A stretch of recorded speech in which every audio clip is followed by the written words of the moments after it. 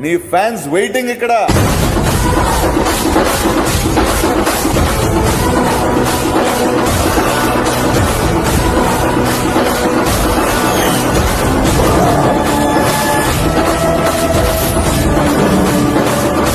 అడుగు పెట్టినప్పటి నుంచి వాడొక్కడే ఏం చేశాడో చూశారు కదా. విష్ణుని చంపేశారు. వాడిన నాయకుడు.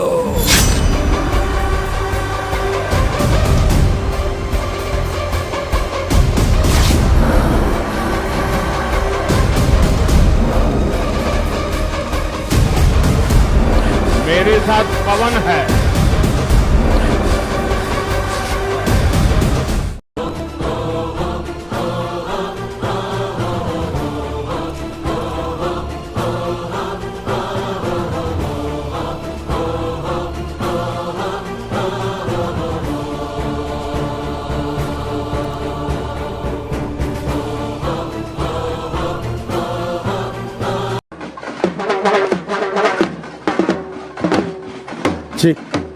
ల్యాండ్ గారికి పవర్ షేరింగ్ గురించి ఏదో ప్రకటన చేస్తారని కూడా సోషల్ మీడియా మాధ్యమాల్లో వస్తుంది. దాని గురించి ఏమైనా సమాచారం ఉంది సార్? మేము ఎప్పుడైతే పొత్తులో ఉన్నామో దాంట్లో పవర్ షేరింగ్లో ఉన్నట్టే. కొత్తగా వాళ్ళు ఇచ్చేది ఏం లేదు, మేము తీసుకునేది ఏం లేదు. అన్న వచ్చే, ఆశ వచ్చే, సేన వచ్చే, సత్తు విచ్చే,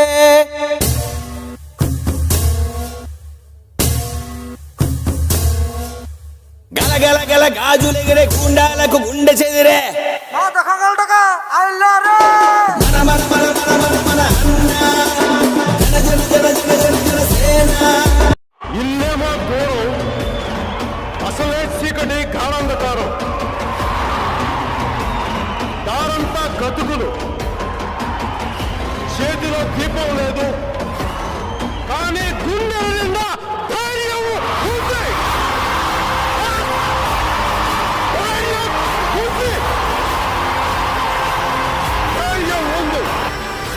బంధువంటూ నీకు జై కొట్టినామయ్యా. జై బాలయ్య, జై బాలయ్య, జై జై బాలయ్య, జై బాలయ్య, జై బాలయ్య, జై బాలయ్య. మా అండదండ నువ్వుంటే అంతే చాలయ్యా. జై బాలయ్య, జై బాలయ్య, జై జై బాలయ్య.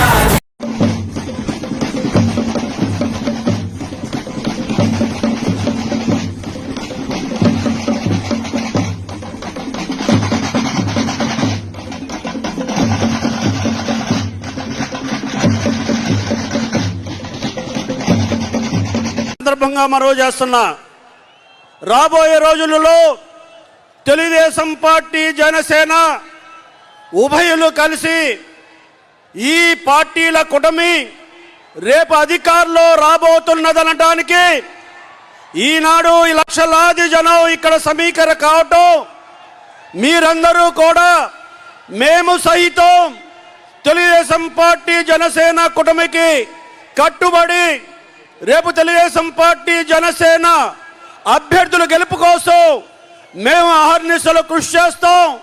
ఏదైతే ఈనాడు ఈ రాష్ట్రంలో ఉన్న పరిస్థితులు ఉన్నాయో దాన్ని దూరం చేయడానికి, ఈ రాష్ట్రాన్ని అభివృద్ధి పందాలో నడపడానికి అవకాశం ఉండే వ్యక్తులు, నాయకులు చంద్రబాబు నాయుడు గారు, పవన్ కళ్యాణ్ గారి చేతిలో రేపు అధికారం పెట్టబోతున్నాం అని చెప్పే విధంగా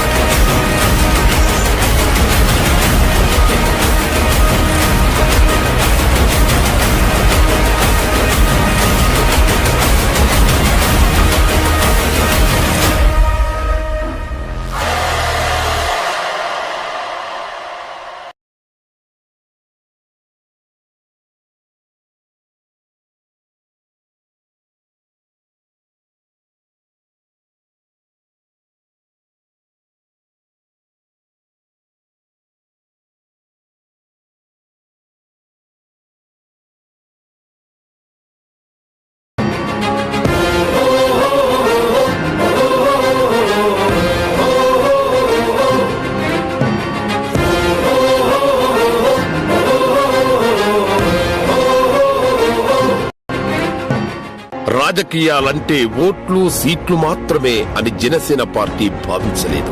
ప్రజలకు మేలైన భవిష్యత్తు మార్గదర్శనం చేసేలా, వారికి అత్యున్నత జీవన విధానాన్ని అందించేలా రాజకీయం ఉండాలని జనసేన పార్టీ మొదటి నుంచి బలంగా నమ్మింది, దాన్ని ఆచరించింది. ఈ కారణంతోనే 2014లో విభజిత ఆంధ్రప్రదేశ్ భవిష్యత్తుకు ఒక ముందు చూపున్న నాయకత్వం అవసరమని భావించి ఎన్నికల్లో జనసేన పార్టీ పోటీకి దూరంగా ఉంది. తెలుగుదేశం బీజేపీ కూటమికి సంపూర్ణ మద్దతు పలికింది. 2019 ఎన్నికల్లో ఆంధ్రప్రదేశ్ రాజకీయ యవనికపై ఓ సత్సంకల్ప రాజకీయ ప్రత్యామ్నాయం అవసరముందని నమ్మి జనసేన పార్టీ ఎన్నికల సమరంలో దిగింది. 2019లో అధికారంలోకి వచ్చిన వైసీపీ ప్రభుత్వానికి తగిన సమయం ఇవ్వాలని భావించింది. ఇసుక కొరతతో భవన నిర్మాణ కార్మికుల కష్టం చూసి జనసేన పార్టీ పోరుబాట పట్టింది.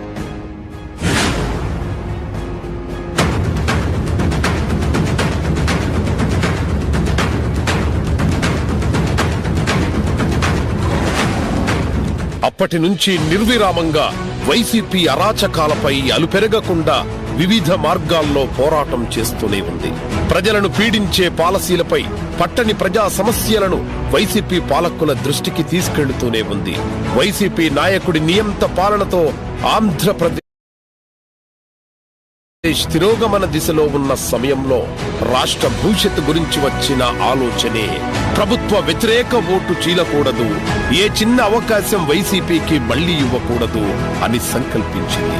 ప్రజల పక్షాన నిలిచి పోరాడుతూ వారి కష్టాలను స్వయంగా వింటున్న పవన్ కళ్యాణ్ గారిపై వైసీపీ పాలకులు కత్తిగట్టారు.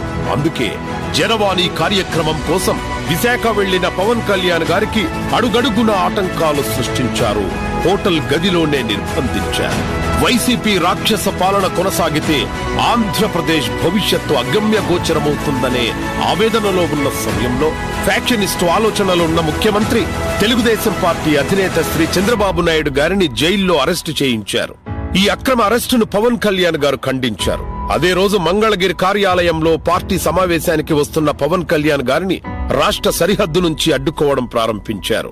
సుదీర్ఘ రాజకీయ అనుభవం ఉన్న శ్రీ చంద్రబాబు నాయుడు గారిని రాజమండ్రి జైల్లోనే కలిసి పరామర్శించడంతో పాటు జనసేన తెలుగుదేశం పార్టీల పొత్తు అవసరమని భావించి జైలు వద్దనే దాన్ని ప్రకటించారు. నేను మొన్నటి దాకా ఏ నిర్ణయం తీసుకోవాలా ఉంటే బాగుంటుందని చెప్తున్నా. ఈ రోజు నేను నిర్ణయం తీసుకున్నాను. జనసేన తెలుగుదేశం కలిసి వెళ్తాయి వచ్చే ఎన్నికల్లో. ప్రజాస్వామ్యంలో విపక్షాల పాత్రే కీలకమని బాబాసాహెబ్ అంబేద్కర్ అంటారు. విపక్షాలపై కక్షగట్టి మరీ పార్టీలను నిర్వీర్యం చేయాలని ముందుకెళ్లిన ముఖ్యమంత్రి ప్రతీకార వ్యూహానికి తగినట్టుగా ప్రజా వ్యతిరేకతను ఒకే గాడిలోకి తీసుకొచ్చి కంటక పాలకుడిని ఇంటికి పంపే ప్రతి వ్యూహం జనసేన టీడీపీ వేశాయి. వేధింపుల ప్రభుత్వంపై ప్రజల్లో పెళ్లిబికుతున్న ఉక్రోషాన్ని ఓటు శరముగా మలిచి గరళ పాలనపై ఎక్కుపెట్టాలి. వ్యూహం సేనానిది, దాని ప్రతిఫలం రాష్ట్రానిది. ఇదే సత్యం, ప్రజా ప్రభుత్వ స్థాపన తథ్యం.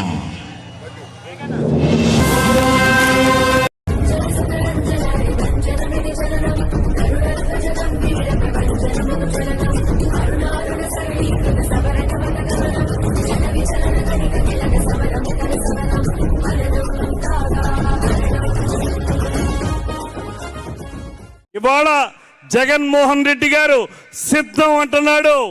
ఈ రాష్ట్ర ప్రజలు మాత్రం నువ్వు వ్యర్థం అంటున్నారు అనేటువంటి మాటని ఈ సందర్భంగా తెలియజేస్తా ఉన్నాను.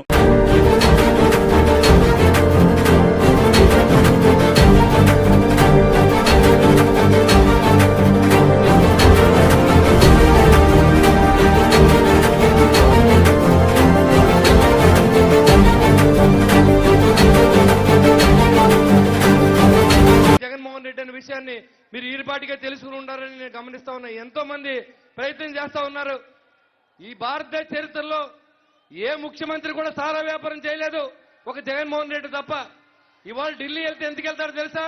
బాబు మేము కోర్టుకు రాలేం, మమ్మల్ని ఎగ్జామ్షన్ ఇప్పించండి, మా తమ్ముడిని అరెస్ట్ చేయకండి, కోడి కత్తి సీన్ లోనే ఉంచండి అని అడుగుతారు వెళ్తారు తప్ప పోలవరం ప్రాజెక్ట్ ఇవ్వండి, ప్రత్యేక హోదా ఇవ్వండి, విశాఖ స్టీల్ ప్లాంట్ ప్రైవేటైజ్ అవ్వకుండా ఆపండి, అంతేగా రాజధాని ఇవ్వండి అని అడిగే దమ్ము లేనటువంటి ఈ ముఖ్యమంత్రి ఇవాళ రాష్ట్రాన్ని సర్వనాశనం చేసినటువంటి ఈ ముఖ్యమంత్రి మరి 5 సంవత్సరాలుగా కష్టపడిన చంద్రబాబు నాయుడు గారు 2014 నుంచి 19 వరకు ఈ రాష్ట్రాన్ని అభివృద్ధి చేస్తే హైదరాబాద్ తో పోటీనే పడినటువంటి రియల్ ఎస్టేట్ రంగాలు కానీ, నిర్మాణ రంగాలు కానీ, టిట్కో ఇళ్లు కానీ, పోలవరం ప్రాజెక్టు కానీ నీకు ఏమైనా దమ్ముందా మాట్లాడతా కానీ అడుగుతా ఉన్నా.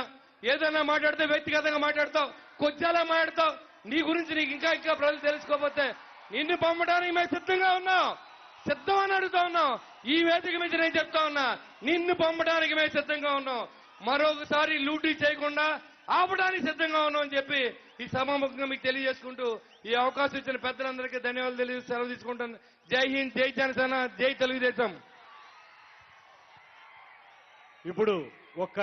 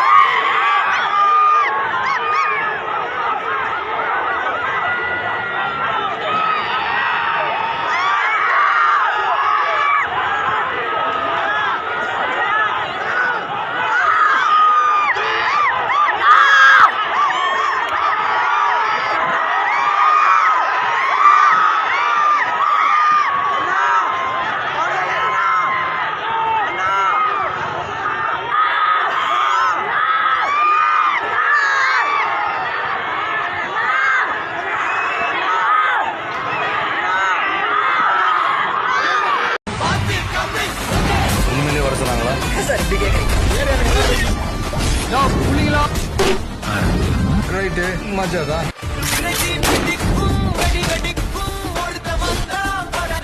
I'm waiting.